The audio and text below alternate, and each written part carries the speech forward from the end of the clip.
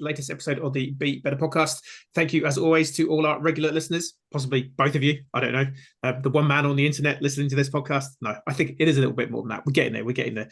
If you are a new listener, thank you for tuning in. We've got quite a few back catalogue episodes. Get amongst it.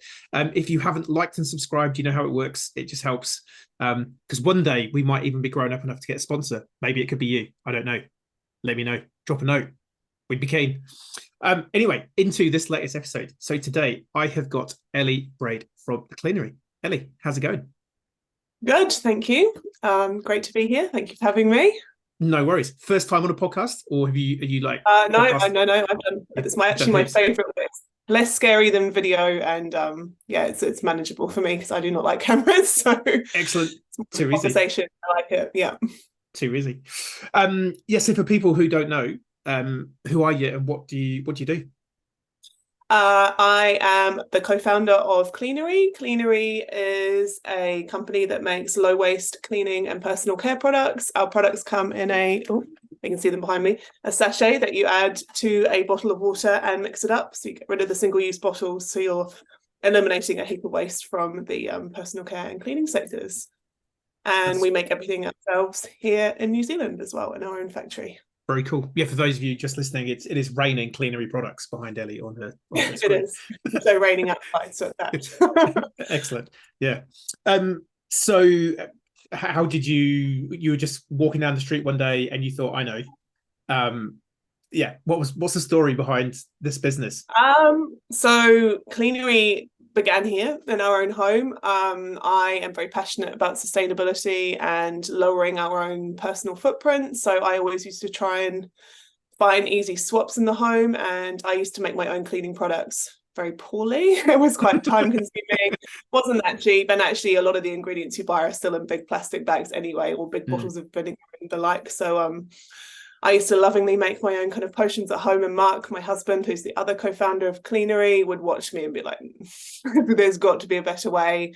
And if there is a better way, this could actually be a really awesome kind of impact, scalable business that we could help other everyday humans trying to do their best to make an easy swap in their homes. So with that kind of spark of an idea, we started looking into whether we could create a formulation that worked. That's kind of the crux of our business model. Could we create an eco product that actually cleans as well as the traditional chemical products? Because most eco products actually don't do a brilliant job of cleaning because they use ingredients that aren't so toxic. So that was a massive challenge. Could we make a naturally formulated low waste cleaning product that actually worked? So we did a lot of kind of formulation development work, and then got some early R&D funding and did a pilot plant and figured out we could make this work, and it kind of snowballed from there. So it was very, very humble origins in my own kitchen to a big factory in West Auckland. So it's it's been a cool journey so far. Super cool. I think that struggle is real. You've got kids, I've got a wife and daughter. We want to try and do the most sustainable stuff. But I was just saying to Ellie before we came on today, my daughter is off school today. My wife's got COVID. It's pandemonium. I don't really have that much time today to think about how much vinegar do I mix with baking soda to go and clean my windows. The modern world is a world built on convenience, but also wanting to do good. So completely makes sense that you're trying to do that. And so what was your background? I mean, you and Mark, you come from an industrial chemical background. We do not. I'm a yachting journalist of all things. Yachting journalism for sustainability. So you can totally see how yachting journalism. Although I will say that being on the ocean and around the ocean, you very tangibly see the effect of humans on the planet. You see the plastic in the water, you see the rubbish on the beaches, and that's been a massive driver for me, seeing the kind of impact on the environment. And that's one of the main kind of drives behind my sustainability passion, is leaving the world in a better state for our children. And so, yes, while it might seem a big leap, those kind of inspirations were there. Mark's a lot more qualified in this kind of field than I am. He has a background in engineering and business, so he was very well placed to kind of pull together the team that we needed to make this happen, and also get the funding we needed to make this happen as well, to kick it off at the beginning before we had investment. So nice. It was kind of a unique skill set the dream that's team. the dream. Yeah. Yeah. And I think it's really cool. You're reminiscent of Brianne at Atique, possibly one of the world's most well-known B Corps to a degree, and one of my personal favourites, because I think they were B Corp #2, and they've just been doing really good stuff. But she started making her cosmetics products in her kitchen as well. So Yeah. it's that cliche story of the garage startup or the spare room startup, but it is doable. Clearly. It is So doable, 100%. And I think being inspired by your own kind of lived experience and your own kind of interpretation of how you can help everyday humans do better is a really great place to start. I think going through startup life and something you're not passionate about would be an incredibly difficult thing. We are super passionate about it, so it drives us a lot more than it would if it was something we didn't care about. So I can see why a lot of people start in their own home and scale from there, because it's something they truly care about. Yeah, and I think the startup world, I sort of got involved in the startup world a few years ago when I was sort of starting out in my own business, because I was mainly doing sales training, because the B Corp thing was still so minor and people just weren't even vaguely interested in it. And it seems to be the startup world.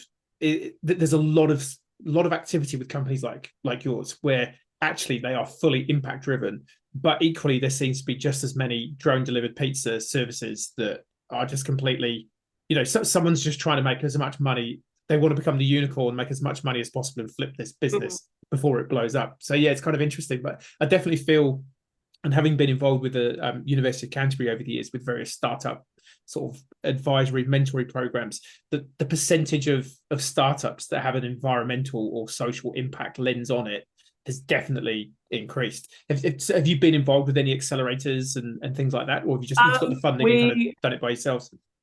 No, in the early stages of Cleanery, just before we formally launched to market, we were part of the Creative HQ Climate Impact Accelerator down in Wellington. We were in the inaugural cohort, and that was amazing. Like, really helped us kind of knuckle down on what we were doing, and surrounded by some incredible people. We met a lot of our investors through that program, and just being surrounded by like-minded people trying to do good and have an impact is amazing. It helps you kind of keep the inspiration. Right from the beginning, we truly do believe that kind of doing business for good is good for business. It doesn't have to come at the cost of the planet to have a good, profitable business. So I think that it's really awesome seeing more and more people kind of realizing that, embracing that, and realizing as well that's what consumers want. If we look to the future, with the way the planet is right now, I think it's highly unlikely that the trend is going to go down for impact-based businesses. People are more aware that they need to be supporting and shopping and with businesses that are actually trying to have change for good. So yeah, it's great to surround yourself with people like that, and impact accelerators are an amazing place to start if you're looking to start an impact business. There are definitely lots of them out there. The Creative HQ one was a fantastic thing for us, so I would definitely encourage people to look into that if they haven't heard of it. Excellent. Yeah, we'll try and make sure we get some links in the show notes at some point. Yeah, no, totally agree. The future is impact. And so how's it working in a family business and a startup? I know we had my mate Jamie Cashmore from Twice. He is a similar situation. It's his wife and his dad in the business, and very similar to you. They've got I guess like a new entrant product where there's not really, it's kind of like a new concept as well as a startup business. So yeah, how's that working out for you guys so far? I think if it's going to work, it really works, and for us, it really works. We're both very driven. I think it's great that we're both in it, because if Mark was working the crazy hours that he does and I wasn't involved in Cleanery, I would find that very hard to understand or be tolerant of. But because I'm part of the mission, I understand what it's all for. It works and it's fine. You can bounce ideas off each other without any pressure of saying the wrong thing or worrying about saying in front of the wrong person. It's a really kind of natural way to develop a business, and because we do work really well together, we have very different roles in the company, which helps, so we don't tread on each other's toes. But I think finding someone who shares your passion, whether that's a family member or a friend, is again like really important, because when it's a difficult road in a startup sometimes, and having someone who shares that passion and mission goal with you is like invaluable. Absolutely. So yeah, I think we work really well as a team. I think if it didn't work, it just wouldn't work. So you wouldn't get as far as we have, maybe, I don't know, or it would all implode. But yeah, we complement each other pretty well. So no, that's cool. Yeah, because my first sort of business involvement was myself and a mate of mine from school, and my dad started a business just after I left uni. And it almost led to a murder suicide between me and my dad. It was just, this is it's not working. It's like, you know, he couldn't see that yes, I am your son, but I'm a co-director here. So you don't tell your co-director when you were working, you know, in a company to go and tidy his room, you know, and he just couldn't break through the fact that, you know, I'm the son and I'm in charge. It's like, and I remember one night, we went for a beer down the road with a mate of his who was a senior partner at Grant Thornton, sort of accounting firm. And I said to him, "Hey, look, Ed, you know, this is the situation. These are two solutions that have been, you know, posited. Which one would you back?" And he chose mine. And I didn't say who's, and he chose mine. I sort of turned to my dad and said, "You know, maybe I do know some stuff, but yeah, we just really struggled in the end. Like, look, I'm just going to walk away because I just can't cope with this." Yeah, I think it's like Marmite working with family. Either you love it or you hate it, and I think you pretty quickly work out which one it is. Yeah. So yeah, listen, I'm still working on my wife. I'd actually like to get my wife into my business because I think she's the yin to my yang, or whichever way you want to put it. I think she can really help me. It works really well. It's slow. There's resistance quite a lot at the minute, but I'm working on it. One day maybe. So I guess sort of backing up the truck then. So yachting journalism, like, so young Ellie growing up, was yachting journalism the thing that you always wanted to do? Like, just talk us through sort of how you've even got to that.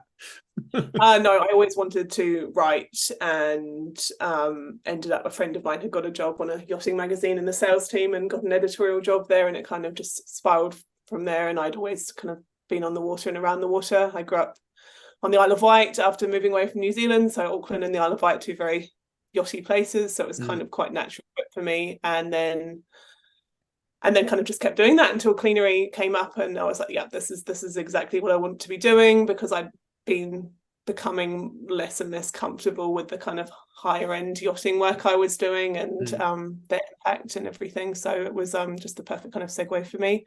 I still do a lot of writing. I do a lot of the comms and website content and newsletters, and so I'm still using my words, but in a different way. So and it's a very useful skill set to have, understanding journalists from the other side of the table. So I kind of can write things that they want to hear and can use easily without it being very time consuming. So it's definitely a great skill set to have. But not necessarily a natural segue.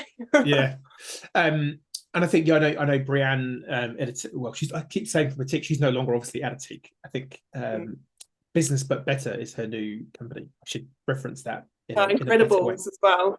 Incredibles. Yes, the Incredibles. Her new products. But I know she is a big proponent of PR, particularly for product-based companies. So I think that's having that in-house skill, you possibly saving yourself thousands. You know, and I think that's the mentality of the startup always has to be, what can we do ourselves to save the investment, even though it means another 1 a.m. finish or whatever it is, but it's like we don't have the cash to pay for it. So exactly. You use the skills that you've got. And so you sort of mentioned, well, actually one follow question on the yachting. So do you watch Below Deck as your guilty pleasure? I actually never watched Below Deck. I feel like I've seen enough real experience to know exactly what goes on board swimming yachts. Been there, done that. I've heard it's great TV though, so it is one of my little sort of guilty pleasures. If I just want crap TV because my brain doesn't work, it's like, I'm happy just to watch half an hour of that because it's just crap. And you get to see some nice boats in some nice parts of the world. That's funny. So you mentioned, seeing some of the environmental stuff on the boats, ships, yachts. I know that you can get very, very angry people when you call the wrong thing the wrong thing. I remember I was when I was briefly in the army back in the day. One of the guys I know, he had to go to a Navy base, and it was inland, And when he went through the security, they said, "Oh, welcome aboard," and he was like, "But there's no boat here." He's like, because Yeah. every navy base is considered a ship, so Oh, if they I say didn't know "welcome aboard," he was like, that. "But there's no boat here." Yeah. So yeah, so the yachting, you got to see some of the environmental impact, but had environmental been like growing up? I mean, growing up on the water, had was it something that was instilled in you from like parents or school, or have you kind of always been someone who cares about the environment? Um, I I'd like to say I definitely haven't always been like that. I think it's been a learning journey. And I think, again, it relates back to Cleanery being for everyday humans trying to do their best. Certainly, since having children, I have been so much more aware of our impact on the planet. I definitely suffer from climate anxiety, and working in a business like this really helps me to feel like I'm putting my efforts towards something that could actually have a big change. Like every time we sell a sachet, that's one less bottle out of landfill. That makes me feel really good. And yeah, it's definitely been a learning journey. I think it's never too late to start making your swaps. My very first swap I made probably 10 years ago was swapping our pump hand gel for a bar soap in the shower. And it's as simple as that. You can just do one really easy swap. And that's what Cleanery is all about, is a really easy swap that fits into everyday kind of busy lifestyles. And I think, like you were saying earlier, everyone has really good intentions, but life is really full on sometimes, especially in kind of intense business periods or with young children or just in general. And when people might have really good intentions, it doesn't necessarily translate to action. So the more companies like us can create really easy solutions for swaps, the more we'll see really big change. So yeah, it's been a journey, and I'm always learning and always trying to do better, but I'm very conscious that everyone is kind of everyday people trying to do their best. And yeah, the more we can help them do that, the better, because it is hard. And sometimes it does feel really overwhelming when you're faced with all this climate news. Where do we even start? Does it even matter? And absolutely does matter. And it makes you feel better about yourself often, I think, when you're doing your small part, even though we all know that the big culprits are responsible for the majority of impact, it's still is helping to drive change. Things are changing. Like I can definitely see even over the past year, a massive change in consumer perception over these kind of products. So yeah, the tidal change is coming, and the more we do, the faster that kind of wave will go. Yeah, I mean that's 100% the key. If in doubt, just take action. And it might not be the perfect action. It might possibly be the wrong action, but if you don't take the action, you won't have a reference point to then go, oh, actually, I get it. And I recorded a podcast yesterday with Perry Drysdale from Untouched World, and yeah, that's exactly her ethos was, do, but then reflect, check the impact, and actually, and she was talking about how they went down one path and realized actually this isn't as environmentally friendly as we were first led to believe. So actually, we're going back to what we used to do, and that caused like a real ruckus with customers, because like, well, hang on a minute, why are you stepping away from this better option? And then they had to educate and say, no, we've done the research, and actually, you've been told that. She was talking particularly about the packaging that they ship their products in. She said, look, actually, the packaging that we were sold turns out it's not as good as what we were told. So we've gone back to what you think is worse, but actually it's not as bad. Yeah. And yeah, it's often a challenge around an impact business. Is we found that exact same thing around compostable packaging. We get almost daily a question about why our sachets are not compostable. And when we first started, I'm a very passionate composter, and I couldn't get my head around the fact that the compostable packaging wasn't the best option. It absolutely is not the best option. We've done an awful lot of work around that, but most consumers have very little knowledge around actual best practice. We aren't educated. We aren't taught this in classrooms. Like it's actually very difficult to get your hands on the right information, and you do the best based on what you think you know. So I always, for example, thought compostable packaging was the way forward. It's definitely not. That's an education thing. So a lot of what we do is education, and just helping consumers kind of be armed with the right information around what's best. And it's really hard, because where do you find that information? And if you even want to go looking in the first place. Well, that's the thing. Are you looking? Yeah, are you looking, and where can you find it? But like, for example, recycling bins are a great example. Like, how do you know what to put in them? People, again, have great intentions, but just genuinely don't know what they should be doing. So often you can be presenting what people think is not the best option, but it actually is. So education is a massive part this kind of product and way of doing things as well, especially for us around educating people around a different way of doing things with putting a sachet full of powder into a bottle. It's all education. So again, that's all part of the tidal wave of change, and that education is becoming easier the more normalized it becomes. So and again, people are time poor. They might not know, and even if they did know and were curious, actually, some people might have the odd hour that they can go down the internet rabbit hole of what packaging is better. But in general, most people. I remember I did some training from Meridian Energy a few years ago, and their CFO came and gave a bit of an update, state of the nation, before we kicked off the training for the team. And he said, the average consumer spends, I think it was like 15 seconds a year thinking about their power bill. He said that's the inertia you're against. When you're trying to sell them our product or whatever, that they're not thinking about it. And I think that's a really just because I'm so in my business, you're so in your business, but the actual amount of time that the average consumer spends thinking about, I think COVID possibly accelerated a lot of this change when people were actually going, actually, I have got times I am going to clean the cupboards out, and I am going to look at everything in there and go, hang on a minute, actually, why have I got 5 bottles of this stuff that kind of all does the same? And why has this one got all these chemicals in it and all the rest of it? So, yeah. And so I guess, a couple of questions. So what packaging do you use then? What's the best that you've currently found? At the moment, and we've worked with right from the beginning, we knew we had to get the kind of packaging as best as we could. We worked with a lot of sustainable packaging experts here in New Zealand. It is currently recyclable and soft plastic scheme, which again is not perfect. Fell apart in Australia, as we know.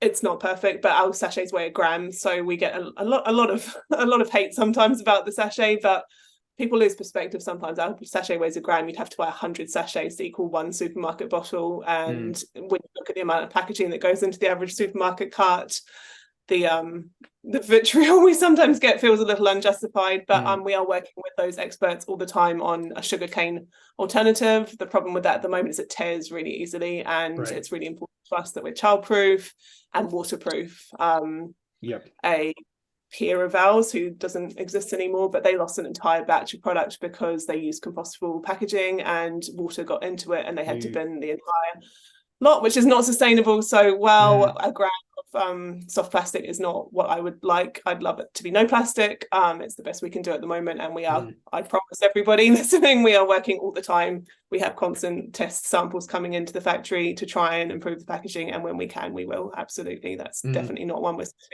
sitting on going, that's fine, that's enough.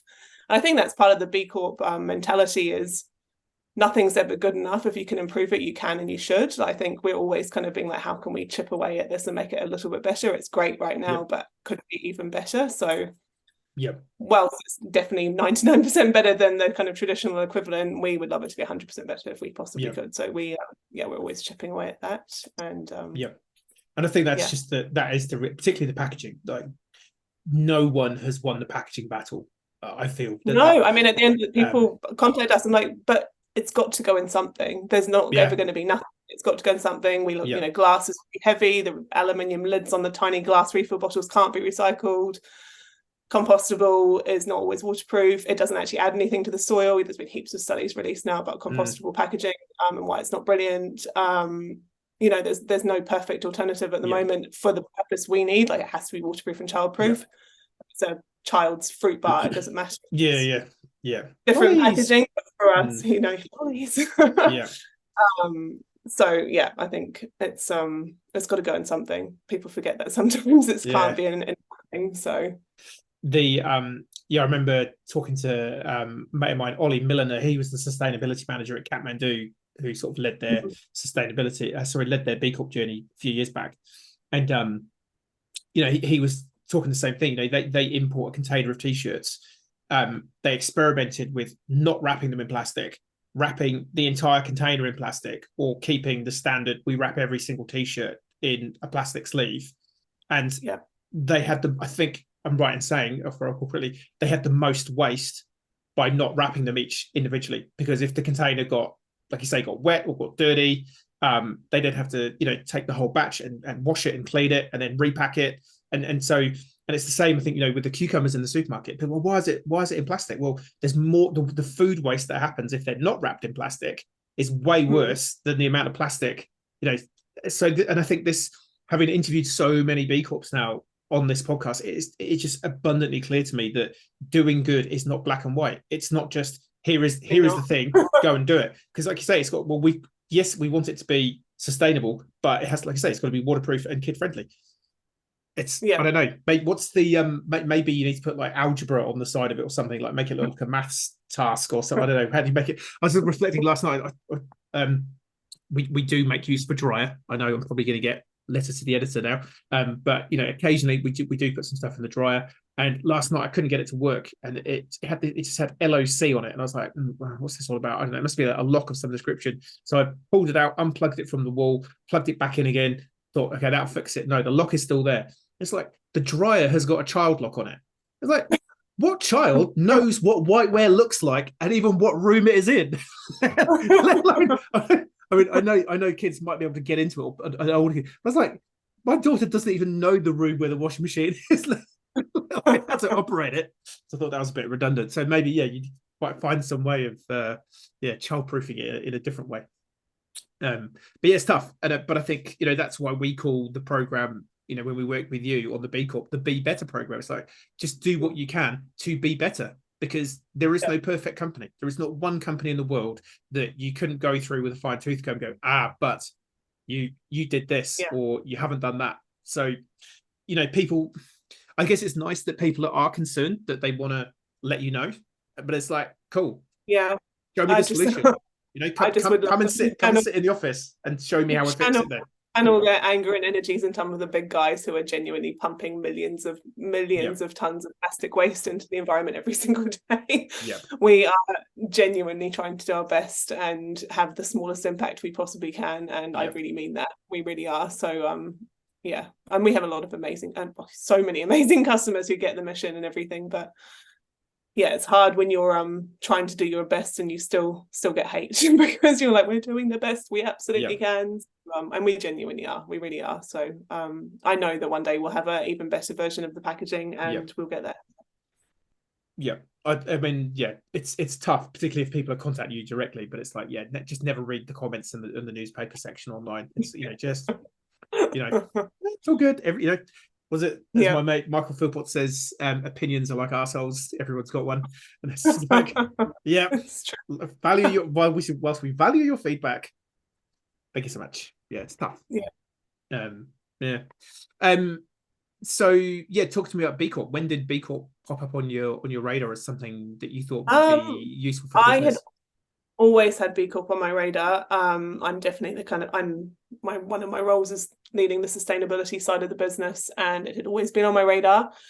I think the advantage of being a startup and being new is that it's the perfect time to start early. We had always been very determined that we would be a business for good, from our employees to what we supplied, to what we made, how we did business.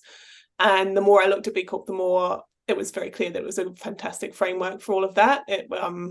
Especially when you're a small business, you kind of just do a lot of the time, and you don't necessarily need to put the structure in that a big company would have. But by doing B Corp, we can have that structure in from the very beginning. So we're setting ourselves up for the future, which is great. And for example, we have a breastfeeding in the workplace policy. We don't have any expectant mothers in the workplace, but it's there. So when we do have someone in future, it's ready to go. It wouldn't even be a question. It's just part of who we are. So I think having that framework really appealed, as did the kind of,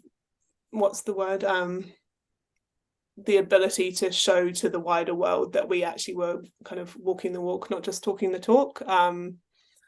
There's a lot of greenwashing out there. There's a lot of businesses that say they're doing good, or I think as well, just making a good product doesn't make you a good business. It's how you make it. It's what your culture is. It's the whole package. So for us, we really wanted to have that right from the very beginning. So it was kind of always there. And I think it was, trying to think when we actually started the process. We'd probably been going for a year when we started the formal application process, but it was kind of always in the back of our brains right from the beginning, which I think is a massive advantage, because I can see it would be incredibly difficult to retrofit yourself into a B Corp if you'd gone a long way down a path that didn't fit that framework. So I feel grateful for once that we're a startup, because that allowed us to kind of get on the right foot right from the very beginning. Yeah, no, totally agree. startups, it's super easy. You build a business around the framework. It makes it super easy. Yeah, legacy companies. Most of the people we tend to help aren't that far off the B Corp kind of vibe in general. Like, there'll be some stuff that they're doing, and there's a bit of tinkering here and there that they might need to do. But yeah, there is that huge advantage of being a startup. It's that classic smaller and startups. Yes, we don't have time and resource to go and get it done. Bigger companies, established companies, we might have to really change how we do stuff, and how do I get the people in the room that need to make that decision. So that there's possibly like an absolutely perfect size company that's got the time and resource, and but in general, there's always an element of, are we too small or are we too big? It's like, I always say, no, it's about mindset and intent. If you want to prove the good that you're doing, and you want to have a framework that helps you work out how to do more good, then it doesn't matter if you're a startup or a 500-year-old business, even if there is such a thing in the world. Don't know. Yeah, cool. And so, highlights on the journey: anything good, bad, unexpected, otherwise? I think the good is just that framework. It was amazing for kind of structuring what we were doing. Also just kind of raising things we hadn't even thought of, that wouldn't even kind of crossed our minds to do, that kind of drove us in the right way.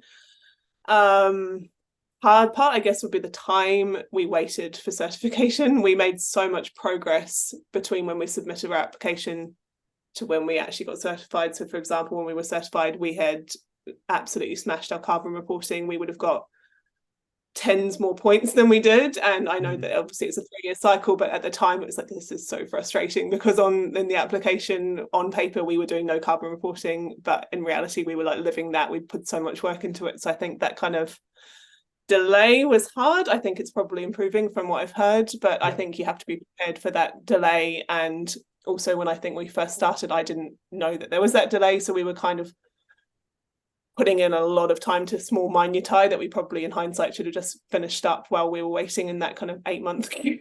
But that was the frustrating part, but then it's just part of the journey, so it didn't matter in the end. And hopefully next time when we get recertified, we'll leap up on our points. But I think good is just the benefits of the whole structure of it, and the bad was the time. And the time, it was a very intense process, and then it was a really long wait time once we'd finished that process. So I think you hit the queue at like peak.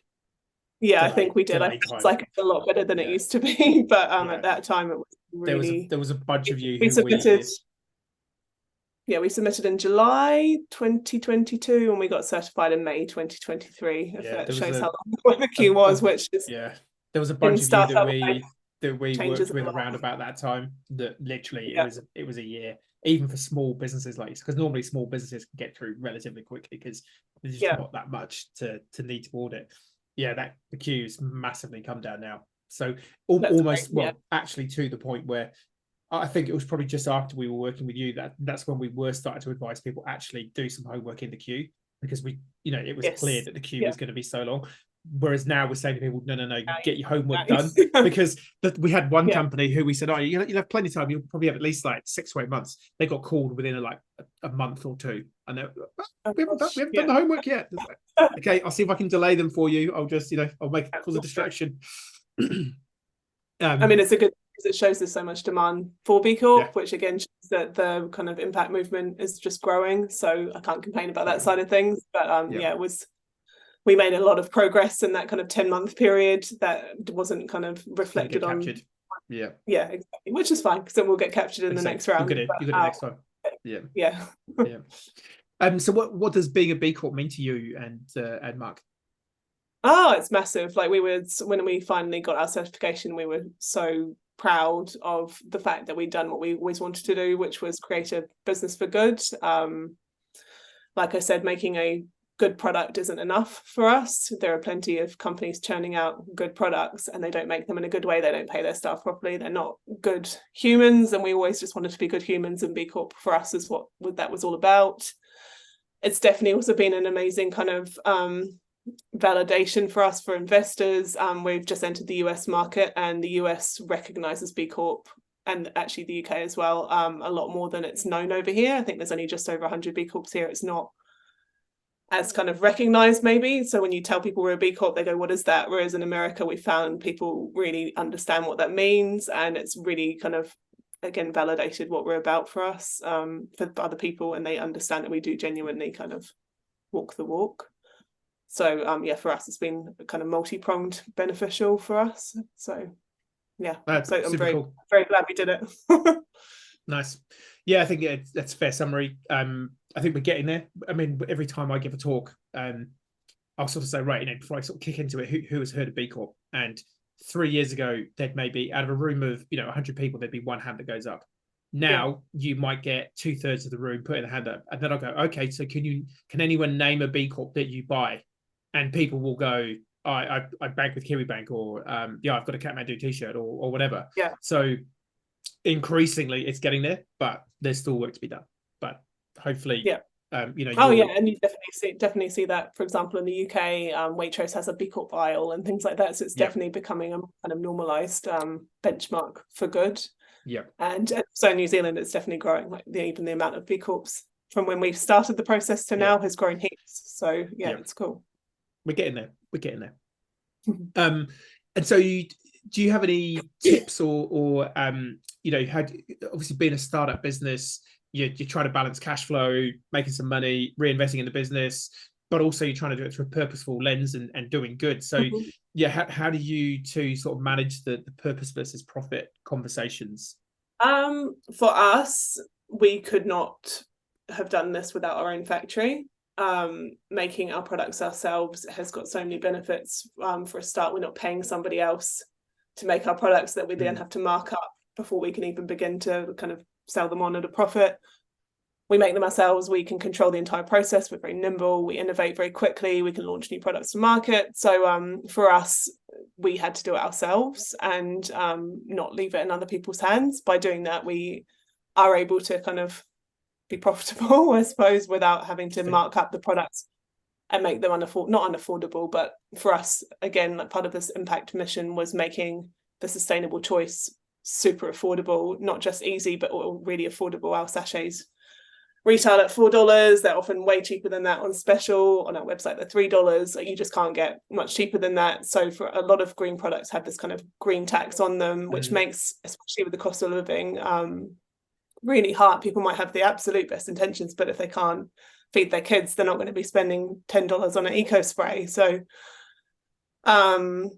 developing our own factory and all of that was at the very beginning, where we can only do this if we can make a product that will definitely work, and we can only do this if we can make it ourselves. So developing the factory was almost harder than making the product, because we had to design everything ourselves. We had to operate in New Zealand, which is not cheap to do. We're a living wage employer. We again wanted to do it properly, but because we do it ourselves, we're able to kind of be doing business for good is good for business. We do genuinely believe that. And I think if you find the right purpose and niche as well, everyone cleans their house, hopefully, some of the time anyway, and it's a very everyday product. It's not a niche product. It's something that serves a purpose. It has. So I think it's very possible to run a profitable impact business. You just have to find the right business and the right model and the right customer base, and be able to scale it if you need to scale it as well. We always design the factory to be able to be scaled very quickly if we need to, as we expand into other markets. So it's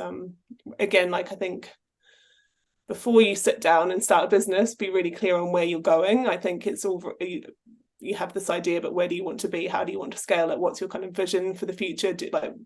For us, it was, we want to be a good business. We want to grow the business. We want to have massive impact. And to do that, we need to get into every household in the world. that is our goal. And we were really, really clear right from the beginning where we wanted to be going. And I think that's really helped with our kind of success and drive, in that we didn't just kind of blindly fumble our way through it. We knew exactly where we were aiming for. So I think if you've got an idea, just make sure you kind of know what the kind of long-term vision for it and how it would work. Nice. That's super cool. So I guess, would you call yourself a startup still, or are you or are you not getting into scale up? We are scaling up. So we've scaled up. We've entered just literally this month, last month, we're now in November, entered the American market. We're in Australia and New Zealand. A year ago we were in, I think, probably 15 stores. We're in 2,500 stores now. But we're very much in that kind of nimble startup stage. Yeah. We're in the middle of another investment round at the moment. We're up against some really, really big corporations. So we're definitely in one of the smaller players, but I genuinely believe that small players is where the innovation will come from. All these big, especially in the cleaning products industry, these massive centers of excellence that are acres and acres and acres big, that churn out millions and millions of bottles every day. It would be very, very, very hard for them to pivot overnight. So the change is not going to come from them. They have a very profitable setup that is geared around these huge facilities, and the change will come from little companies in New Zealand driving the change within, and it will come from legislation and things like that. So I think, while we are small, we are very mighty and we have a big role to play. So yeah, we may be small, but we are mighty. 100%. And so investment, you're just getting like what I call it proper investors. Or have you done crowdfunding? Or are you looking at anything like that? No, we don't do crowdfunding. We've had an amazing group of investors. So once we had done that initial pilot plant and started selling into our first stores, which was Faro Fresh here in New Zealand, and kind of proven the concept and we're selling online, that's when we first got our investors. Our investors have been amazing right from the beginning.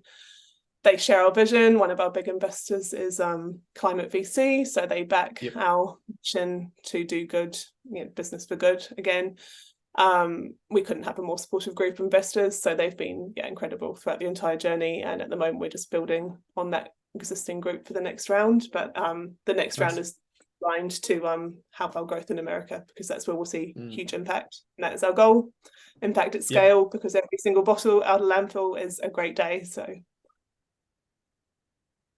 yeah, that's great. And we're definitely seeing increasing interest from the financial sector, investment sector, in businesses like yours, which is driving a lot of people want to come and work with us, because like, hey, our investment partner has said we need to look at B Corp, or we know that if we want to be B Corp, if we want to get investment, we need to be measuring and reporting our impact. So yeah, it's for me, I always felt when the money people get it, that this shit's real, rather than Ellie, passionate mum, trying to make the best product. Like, that's cool, but the people with the cash go, actually, we see something here, and we see that you're, like you say, it's I frequently say, it makes sense, and it can make sense. You're doing good in a sensible way that's making a lot of sense, but it can also have a good return for investors. So why wouldn't we? And B Corp for that was also fantastic, because using Climate VC as an example, and they're obviously not our only investor, so I won't speak on behalf of all the investors, but they had very kind of set requirements as to what they required from us in order to get investment. And with B Corp, it was just like, we didn't have to do anything extra. We'd done it all. It was our impact was fantastic compared to other companies, where all the tick boxes they were asking us to check we were doing anyway, or had done because of B Corp. So it made that kind of process of giving them what they needed very easy, and meant they could demonstrate as well that we were doing what we needed to be doing. And that's another great benefit of the B Corp framework. Yeah, thank you. That's exactly what we're hearing. It's great to hear you echo that back.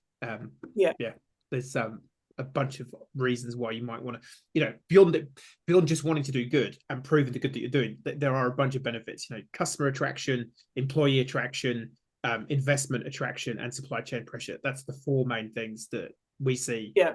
And for some businesses, it's all four of those at the same time, and for others, I mean, a couple of questions. Well, there's three questions that spring to mind. Have you had people reach out to you and say, have you got any jobs because of what you're doing? Because you're quite a cool startup company, or do you feel like you're still a little bit under the radar? I don't actually think we have. Right, people, get on the phone, stop criticising the packaging, and start asking to work there. If you think you can do better with the packaging. Definitely, though, when you're hiring, and the roles we have hired, being an impact business is a great appeal, and members of our team who have joined, that's been a really big draw card for them. They really believe in the mission, and to be honest, we wouldn't want anybody on the team who didn't believe in the mission and kind of share that with us. So yeah, that's definitely an appealing part of being on the team. I'm sure if we did start hiring, that it would be continue to be an attractive part of the role. Undoubtedly, we definitely hear that. I think especially in generations, they want to go to work, and well, not all of them, but I think more and more people want to go to work and know they're doing something that actually is for good and not for bad. Yeah, I mean, means. what a crazy idea. Yeah. I know. It might catch on. Um, and so how have you gone about selling the product? So obviously getting it into supermarkets and then into the so yeah, is that have you done that in-house or have you got No, someone we to do work that with for you? various distribution partners on that. They Right. are definitely experts. We have a fractional sales manager in the US as well. Yep. We have distributors in Australia, so having people who are expert in market has been really key because every market is different. Yep. New Zealand and Australia, especially, you think we're really similar. We're really not very Yeah. similar at all. I think that's often a big mistake people make when they're moving from New Zealand into Australia, is they assume we're the same and we're not the same. Yep. We're similar, but we're not the same. So yeah, we work with various distributors. Supermarkets are obviously a massive channel for us because that's how you get the kind of normalized everyday availability for people. I would say that it's definitely not an easy journey to get into supermarkets, but it's also really encouraging to see so many supermarket buyers really getting behind the mission and backing us when they don't have to. So it's just shows that, again, that change is coming. They know that change is coming, and I think they know that in 10 years time we're not going to have aisles and aisles full of single-use reusable bottles. So yeah, I'm always really encouraged by the number of buyers who do really get the mission, and yeah, it's been great to see us kind of expanding throughout supermarkets in New Zealand and Australia, and soon America too. So yeah, I think when you can get the buyers to range you, then it shows that change is definitely happening, because even 3 years ago in New Zealand, these products just weren't in supermarkets at all. And now you have whole dissolvable sections, refill sections. It's so much more normalized, and that education is definitely working. So when we see new people entering the market, we're obviously the best, in my opinion, but it's great because it just shows they're helping to, promote the concept, normalize the concept. Although I will caveat that with a lot of people have tried average versions and have been put off by it. So that's another part of the education process, is kind of showing that our product does work, the testing it's gone through, and encouraging them to try the concept again if they've been burnt by a bad one. So ups and downs, but it's amazing to me seeing how much this concept is being normalized, which is great. It's the way of the future. 100%. No, I always remember working for various global multinational companies, and similar thing. They say, oh, Australia, New Zealand, it's all the same. And one of my mates, he had a great description. He said, Sydney is as far away from Auckland as London is from Berlin, and the cultural differences are just as great. Like, similar, Anglo-Saxon population, Germany and the UK, but completely poles apart. And it's the same with Aussie and New Zealand. I think we're often just lumped together as either the eighth state or the West Island, as my mate Sam likes to call Australia. Our population sizes are very different. New Zealand's got 5 million people. Australia is so much bigger than that. So in New Zealand, you kind of get used to going very deep with a small amount of target people. In Australia, you have to go very broad, and you have to remember that it's a very different audience as well. So we've definitely learned a lot between the two countries, and taken those learnings over to America now, which has also been really exciting. So nice. And so did you actively reach out to distribution partners and say, hey, we want to get into Aussie, or did they come and knock on your door and say, hey, we like your products? No, reached out. When we originally was set up, one of our investors was a distribution partner. So that really smart move. Kickstart the whole thing. Which definitely, again, helps if people believe in your mission. And then we've kind of had a few shuffles around since then, and we've had people reach out to us too, especially in America, which has been great. So watch this space over there. It's exciting to be working with new partners over there. That's a nice feeling. It's got validation when people start ringing you going, hey, I like what you've got. Can I have some? And are you both coasts, or is it like West Coast, East Coast? So we've been at 2 different expos in America this year, one on the East Coast, one on the West Coast. Was that Expo East and Expo West and Expo, so an Expo West was very new to us. We were just kind of looking at the American market. We've just been back at Expo East. We won an innovation award, which was amazing, and just the visibility and awareness of who we are has come on leaps and bounds since then. So it's it's really exciting going into that market. There's so much scale, there's so much work to do, and there's so much impact to be had. So we're really excited about that market. applying all our learnings whilst still looking after Australia and New Zealand. We're not leaving them behind. It's part of the kind of growth mindset for us. So yep, totally. It's similar to part of what we're trying to do. You know, we're actively looking for clients in the US because why not? You know, because we can charge Kiwi pesos to a US client, and you know, we do okay on a business wise, and we get to scale our impact and work with a bigger pool of companies. So yeah, smart move. Any plans then to relocate manufacturing to avoid shipping stuff? We had always designed the factory that it was very replicable in other markets. So, I mean, technically we could pull it apart and put it on a ship tomorrow. It's been designed that way. We wouldn't, because we're still serving Australia and New Zealand, and we've got enough to serve early America. The idea is that as we grow, we will replicate the factory in market, which again will reduce on shipping. We sea freight everything where we possibly can, but it's still, I mean, the sachets weigh very little compared to shipping a bottle of water around the world, but it's still shipping, so we want to avoid that. So that is absolutely the plan, and it always has been. So again, right from the beginning, we've had this really clear in our mind, like we don't want to design a factory that can't be scaled, can't be replicated. So that would be that's definitely a later stage as we expand into America for sure. So we will be replicating. Nice. Makes a whole lot of sense. Yeah, it's just a different way of doing business, because I think, you know, the business of even 10, 15 years ago would just be, no, we're just going to build a bigger plant here, we'll just ship it, because it's probably cheaper to do that, you know, for quite a few years. So yeah, the whole also way of thinking about it.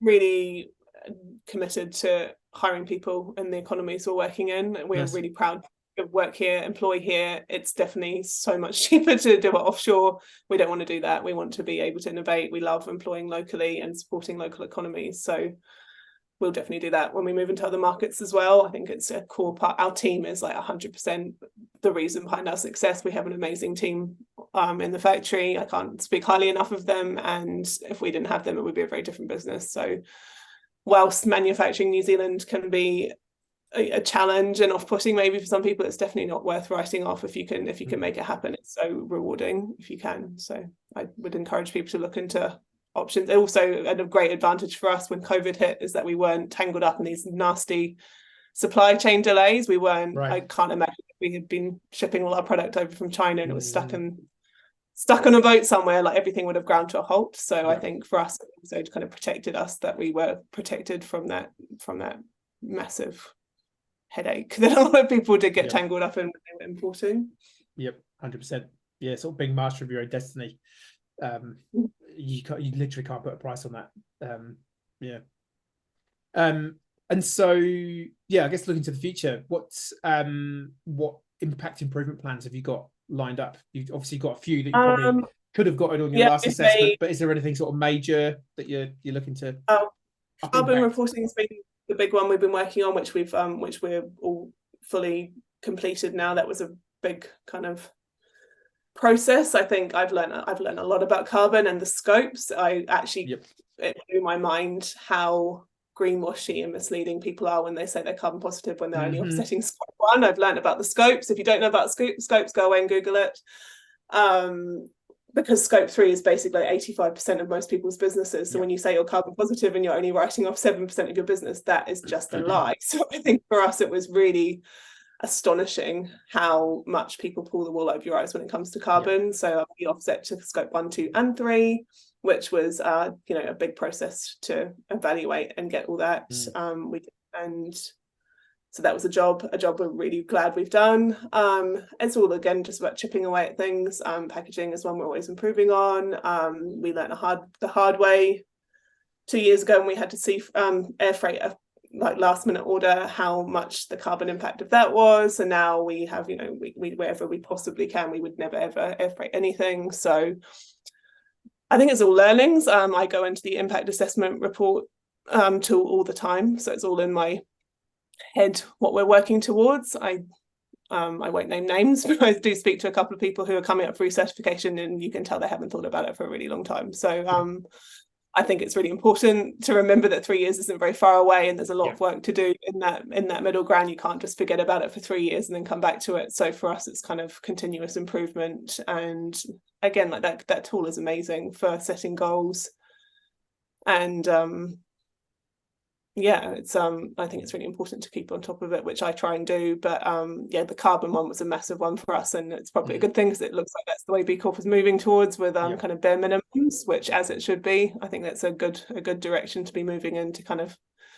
tick off the bare minimums, so you're not getting companies sneaking through who have missed out some really big, not sneaking through, that's unfair, but you know, there are some big things that really kind of do constitute a good business, and if you're not doing them, then they should be being done. So yeah, it's interesting to see the developments, but I think they're all for the good. And as the B Corp movement grows, it's kind of a necessary thing. You get so many more companies, it has to be regulated, and kind of the goalposts change, don't they? So it's it's part of what it is. Yeah, I think you bang on the carbon thing. The whole carbon thing just feels like it's a Wild West at the minute, because, like I say, people. It is, but the problem is most even governments don't know what they're doing. And that's the thing. There's no globally standardized framework. There's no standard, and there's no reporting. So it is for me. It's a concern that a lot of people. There's probably a lot of people who thinking they're putting effort in to solving something, but actually aren't. And there's probably an equal number of people who don't care that they're not really solving something, but they paid some money to make it look like they're solving something. So actually, are we really solving it? Possibly not. So yeah, I just feel that whole area just needs a whole big looking at, because yeah. And again, it's an education thing. I had no idea about scopes until we started diving into this, and I realized how many companies had misled me with their carbon positive claims. It's just a lie from most of their perspectives. They're offsetting maybe 7% of their business. It's just it's Google Scopes 1, 2, and 3. You'll learn a lot, because it's actually wild how willing people are to mislead you about their carbon footprint. And it's really, along with greenwashing, it's not good practice. And it's really hard, because again, it comes back to consumers trying to do their best with the information they have, and they are doing that. You know, they read the packaging like, oh great, this option here is carbon positive and that one's not, so I'll go with the carbon positive one, and they're trying to do their best, but the information they're being given is always good information. Actually, the one that's not carbon offset might have done more to minimize its scope 3 emissions. Or it might manufacture locally, or it might have a much smaller footprint in the first place. Even it's a very grey area, and there's so much work to do. So I think, again, like the B Corp movement driving that kind of change and standardization, which is what's so desperately needed, is only a good thing. So yeah, it will be interesting to see how it progresses. And what does the future hold for Cleanery? Obviously, other than global domination, any new and exciting products, or what else is... we are launching a brand new dishwashing liquid next week, which is really exciting. It's been asked for a very long time, and we've been so busy we haven't really had time to launch it. So that's coming. Got toilet cleaner in the works. Various other things we're working on. That's again the advantage of having our own chemist and engineers in-house, is that we are always working on new products. We can tweak them really easily. If someone asks for something, we can do it really quickly. So yeah, there's always new stuff in the pipeline, but very excited about dishwashing liquid, because before we started developing that product, that was one of the biggest sources of plastic waste in our house, and I was very keen to eliminate that. And I think that's probably the case for a lot of people, because it's such an everyday product that everybody uses. So that's another great way for people to just make an easy swap. So I'll be interested to see how that goes when we launch it, but yeah, excited. So always adding to the range and pushing into new markets is kind of the goal for the future. Super exciting. Love it. Yes. Love what you're up to. Love your vibe. You know, we love tagging out with you. Thanks. Just keep on keeping on. You're just a great example of just a cool startup that's trying to change the world. And if every startup was trying to solve a problem like you're trying to solve it, we'd probably solve quite a lot of problems quite quickly. So that's why we need to grow good and do it quickly. So Dave, thank you so much. Thanks for being on with me today. It's been great. Welcome. I would also just finish off by encouraging anyone thinking about B Corp. It's not as scary as it sounds. Just take the first step and work with Tim, because Tim was amazing talking us through the application. I think a lot of people I speak to, like, I'd love to do that, but I just don't think we could make it happen, or it's too busy. It's actually very manageable. You just need to commit to it, and it's a very easy process to look into. So don't be off put. It is work, but it's work worth doing. So go for it. I love it. Thank you. Appreciate your Thank sentiments. you, Tim. And yeah, I think you've highlighted a load of the benefits that we tell people that these are the benefits you get out of it anyway. So it's, yes, there's going to be some work, but you're going to reap the rewards. So, why wouldn't you do it? Yeah. And you make the world a better place. So it's win-win, win-win, win-win, win-win, win-win. Everyone's winning. It's raining Cleanery products. It is. Cool. All right, Ellie. Well, thank you so much. Say hi to Mark, and we'll hopefully get him on our cheeky Grow Good ski trip next year. Watch this space. Might happen. Hopefully. Yeah. I wanted to make it happen. Cool. Catch you later. Bye. Hey, it's Tim here, that B Corp bloke from Grow Good. If you want more content on purpose, B Corp, how to do more good in the world as an individual or a business, then you know the drill. Hit the like and subscribe. Check out some of our other videos. They're probably floating around here somewhere. You know how it works. Thank you so much. See you next time.